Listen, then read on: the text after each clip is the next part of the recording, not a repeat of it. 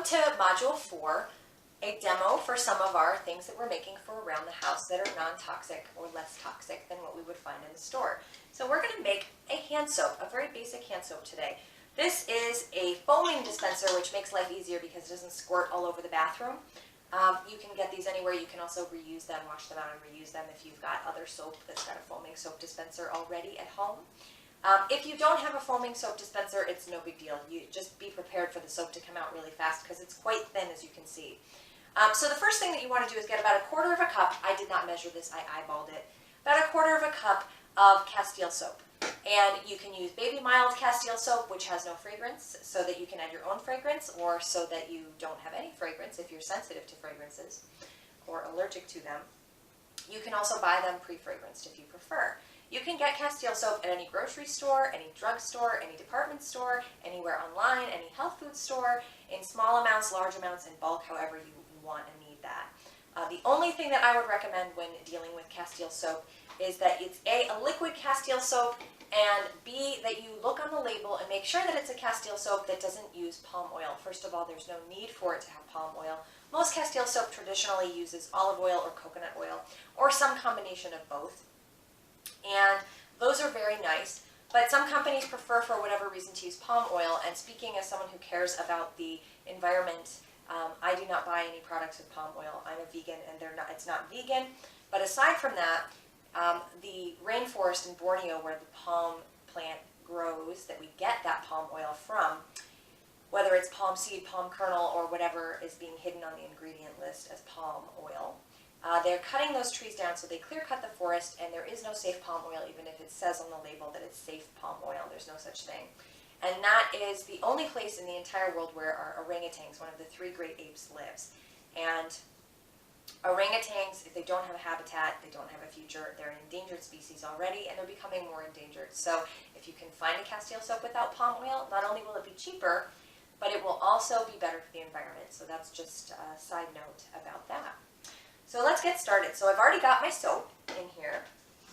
And the next ingredient we're going to use is glycerin. This is entirely optional, but glycerin makes it more moisturizing, and it also helps the fragrance stick to your hands if you're going to be adding a fragrance. It's really nice. It's really emollient on the skin. This is a vegetable glycerin. It's certified organic from Mountain Rose Herbs. Mountain Rose Herbs is not sponsoring this in any way, shape, or form, but I will say it is one of my all-time favorite companies to get herbal supplies, spices, essential oils, glycerin, oil, things of that nature, because they have extremely high standards and they're very sustainability oriented, and everything that they make is organic. So this is from Mountain Rose Herbs, and it is certified organic, derived from pure soy, from organic soy. You can find vegetable glycerin from other sources, so it doesn't have to be soy-based glycerin. So all we're going to do is add a little bit of this, and a little bit goes a long way with glycerin.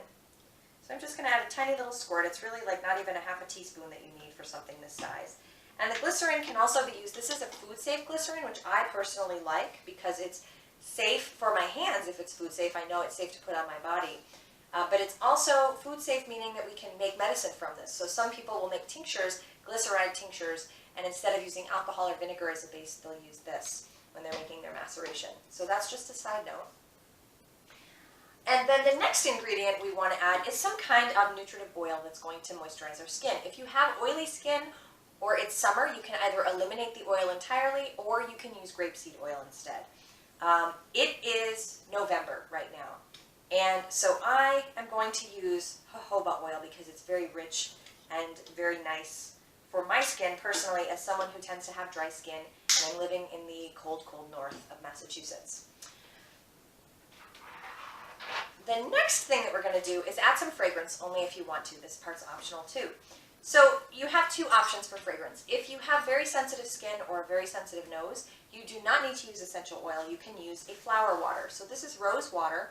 You could certainly use lavender water, or you could use any type of flower water that you can make or find in the store. This is very mild. It's collected from steam in a pot. Usually is how it's made. It's very easy to make yourself, very cheap to make yourself too if you harvest the ingredients from your yard. And you happen to have things like roses or lavender growing around your area, or some other lovely smelling flower. If you don't want to go that route, if you want a stronger fragrance, then you can certainly use essential oils. There are only 2 companies that I trust for buying essential oils in my own life. because there are no federal mandates for essential oil quality. So it's something very important to keep in mind. There is a standard for herbs, there is not a standard for essential oils. So that can mean that we have things like phthalates and parabens and other weird plasticky things and other chemicals or preservatives that might be in those essential oils, things that are synthetic. Even if a company is advertising, oh no, we're 100% natural, we're 100% this or that, they don't actually have to be able to prove that to anyone. So they could be putting all kinds of chemicals into it. And that includes some of the bigger name companies that are out there. So the only two companies that I trust are Mountain Rose Herbs. Their organic essential oils are lovely. You are going to pay a little bit more for them, but that means that it's high quality and there's nothing scary in them. And I also trust H.E.A.R.T Organics. So H.E.A.R.T Organics are sold, you can get them through Frontier Herbs. You can also get them in a lot of health food stores, and you can order them directly from the H.E.A.R.T website or from places like Amazon.com online. Some stores, some other stores will carry them too.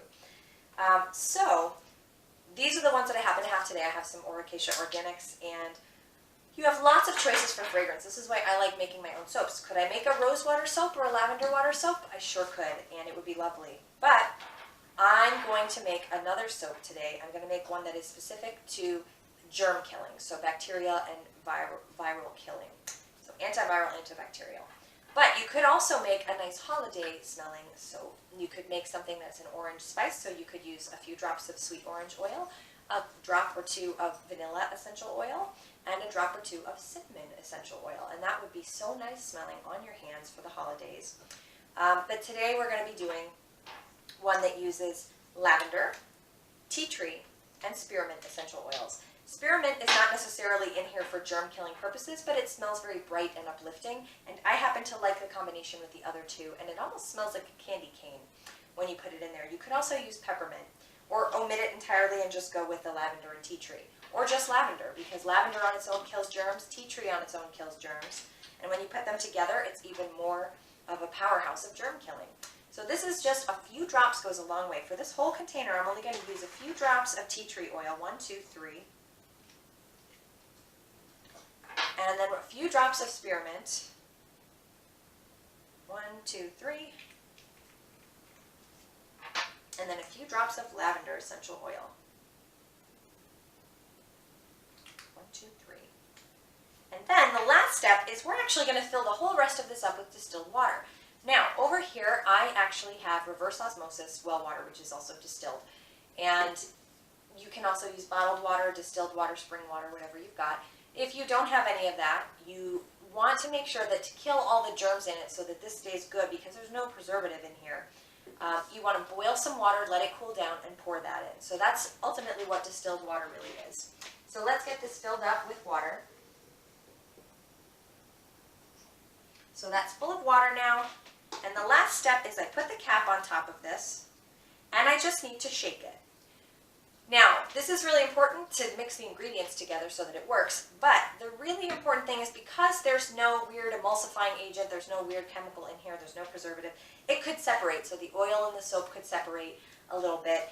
And so every time that you use this, you just want to give it a quick shake before you put the squirts into your hand. And 1 or 2 squirts of this, and your hands will be clean and they'll be smelling super fresh. So this is a very simple way to make your own soap and make sure that it's safe. One final note though about essential oils. If you have a cat in your home, for any of these recipes in the H.E.A.R.T program that involve essential oils, please do not use essential oils around your home. It's okay for a hand soap because the cat obviously is not going to be washing its paws with it. But you don't want to use essential oils to clean the cat. You don't want to use essential oils to clean, say, a floor or a counter that that cat might be walking on, because cats' bodies, their livers cannot break down and process essential oils, and dogs can to some extent, with some essential oils, manage them. But if you have a cat, please do not use essential oils. And small children and people with very weak immune systems should also avoid using essential oils. That's a case where you want to use like a rose or a lavender water instead, or no fragrance. And that pretty much covers anything. So I'll see you in the next demo or the next module.